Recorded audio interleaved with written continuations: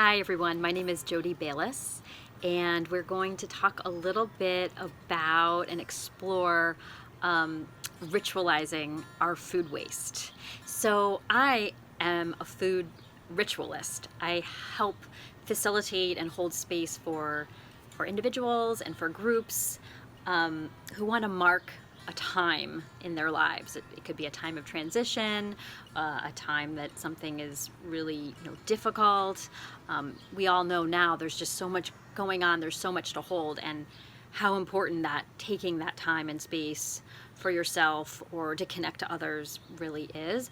And so we use natural objects and ingredients like spices, cacao and nuts and seeds, personal objects that may relate to connect you to the time that you're trying to mark or a time you're trying to commemorate. We use all of those things and incorporate them onto a beautiful plate.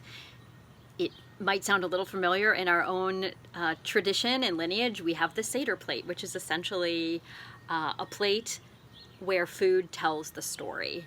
And this is very similar. It's also, you might think of it as a mandala, where there's the configuration itself can be meditative. And when I'm working with people and with groups to assemble their plates, I really encourage, it's a very intuitive process. There's not like artistic skill that's necessary. It's really an expression of your deepest self.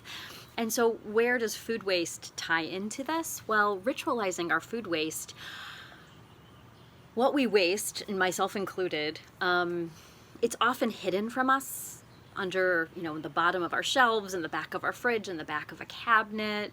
And so part of ritualizing our food waste is really taking out what might be going bad in our own fridge. I really love thinking about sort of channeling and connecting to, in Jewish mysticism, in the Tree of Life model of spirituality, there's that idea of netzach, of endurance. And I really love thinking about our ingredients and the parts that we use, the parts that we don't use. Oh, it's really an opportunity to connect to that deep essence of netzach. When you feel that you've used something up, there's even more to give. It just requires our imagination and our ability to recreate and continue to reimagine. It actually feels very hopeful to me. So, reining this back into food waste, one way to ritualize our food waste is to create a ritual around our meal times where when we're preparing our meal, we might set aside pieces of the ingredients that might be compostable, that might be, there might be like one more slice of something that can be repurposed for something else, but it's, there's just a little bit left. It could be, just something that's going bad and that's going to end up in the compost regardless. But really gathering those ingredients as part of the cooking process. So when you're preparing something, you can sort of set aside extra ingredients, what's superfluous, what's going to remain, and you can arrange it onto a plate. And so what I did is I created, I love eating sandwiches for meals, and I had some almond flour bread that I made myself, and then some leftover corn, some scallions growing in the garden. Egg is a big protein source for me personally. You can certainly go a vegan route with this and use some beans, and then avocado. So and avocado, when it comes to food waste, I'm super guilty of just my avocados go bad. I'm very sensitive.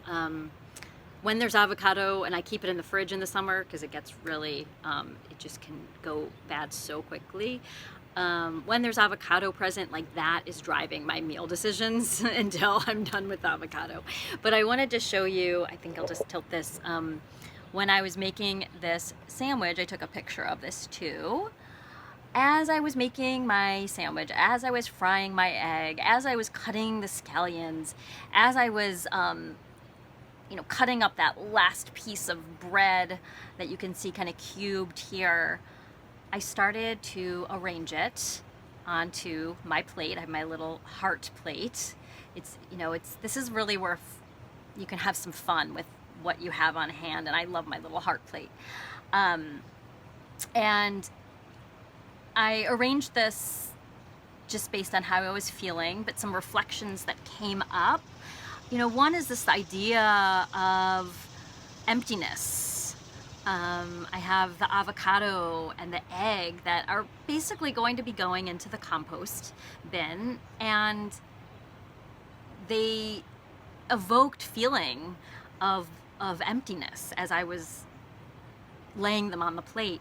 And then there was the corn and the green onion, and I'm going to be making a broth with that and freezing it, and I might go as far as just making like a corn soup and using this bread. I'm not sure yet. I actually haven't decided. The last part of my plate here is the cut up almond flour bread that I'm probably just going to toast with, I'm just going to toast it on the stovetop and add it to a salad. And then I have some sage and candle here. The plate itself, it's an invitation to just sort of get into a zone. There's no wrong way to do this, but for me, it really just pulls me, it draws me in like I'm at a museum looking at art or something. And so you may feel inspired to add something like sage or a candle, where this is not just this is a sensory experience creating your plate. And I'll also show you the finished product that I've already started eating, and I want to take another bite, but I actually added some pickled onions on top. But this egg, avocado, corn, green onion concoction is so good. And again, if you want to go fully vegan here, you can just add some beans. That's the idea of going from making your meals, and while you're making your meals, adding that mindfulness to it, where you're arranging the extras onto a plate and using it as a focal point for a meditation. The last layer I wanted to introduce is the idea that this food plate, this food waste plate, ritual plate, it's a visual blessing. I got an email today from My Jewish Learning listing all the food blessings, and I just was like, what kind of blessing can we create and recreate and share and recreate more that mark our food waste? We bless so many kinds of foods. How can we mark and bless the foods that are going to return to the soil? How do we mark and bless the foods that's going to turn into a veggie stock? That seems so blessing worthy to me. And I'm really inspired by Rabbi Marcia Prager's book, The Path to Blessing, where she lists out, goes really deep, takes a deep dive into the first 6 words of a blessing. And so some of the themes that emanate from her teaching, her book, are, like blessing really is that it's like that overflow. It's a concept of overflow, and then there's like a regeneration. And we really can sort of feel into that with the word Baruch. We can feel atah. We can feel into the word atah because we have relationship with our food. We have relationship to our community. We have relationship to who grew our food. The word Hashem, that there's an unknown, like, can we explain how a seed grows into food? Yes. And then there's also the mystery of, no, we can't. That's sort of like an idea of Hashem in there. Elokeinu melech ha'olam, ha'olam is just sort of, again, this returning. Melech is just sort of, is the idea of like, what's so large in our life?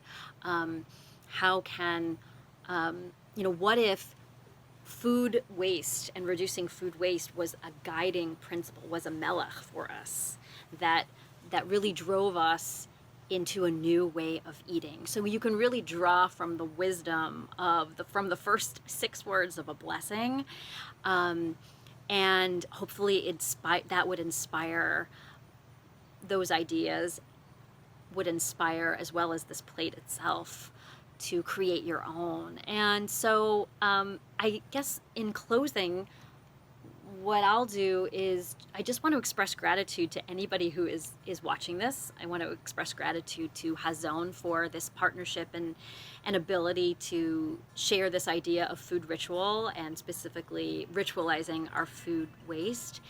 And in looking at our plate, and I'll close with this last look at our beautiful plate here, I bless us all that we steep ourselves in nourishment, and may we continue to reimagine and reinvent new ways of living and of being that connect us to the cycle of the earth.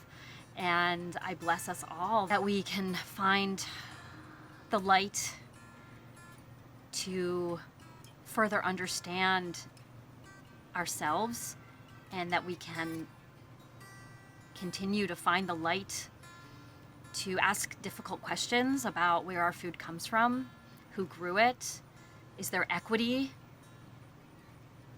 in the food system, and may this food plate really bring us back to the origins of ourselves, with that emptiness and with that vulnerability, that we can walk on the earth softly. And so that is just my spontaneous food blessing and blessing to you all. And I wish you all happy eating and lots of nourishment. Thank you.